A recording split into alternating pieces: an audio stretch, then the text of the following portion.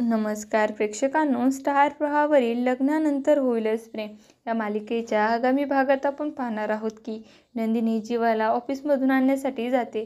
जीवा तिच्या बाईकवर मागे बसतो आणि नकळत तिच्या खांद्यावर डोकं ठेवतो. यामुळे नंदिनीला एक सुखद धक्का बसतो. घरी आल्यानंतर कामाच्या थकवामुळे जीवा लगेच झोपून जातो. त्यावेळी नंदिनी त्याचे शूज काढून त्याला पांघरून घालून अलगद झोपवते. दरम्यान पार्थ विचारतो, मंगळसूत्र तर बनवायचं आहे, पण त्यात त्याची स्वतःची ओळखही दिसली पाहिजे. यासाठी काय करता येईल? त्याच वेळी काव्या त्याला कॉफी देते. अचानक तिचा तोल जातो आणि ती पडणार इतक्यात पार्थ तिला पकडून तिला सावरतो. तिच्या हातातील कॉफी त्या कपावरील त्याच्या दोघांची नावे काव्य आणि पार्थ यावर सांडते. हे पाहून पार्थच्या मनात कल्पना येते की मंगळसूत्रावर दोघांची नावे कोरता येतील.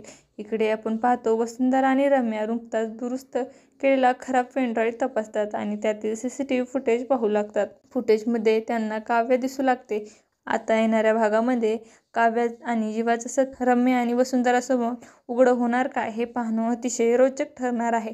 तुम्हाला जर आपला व्हिडिओ आवडला असेल तर चॅनलला लाईक, शेअर आणि सबस्क्राईब करायला विसरू नका. धन्यवाद.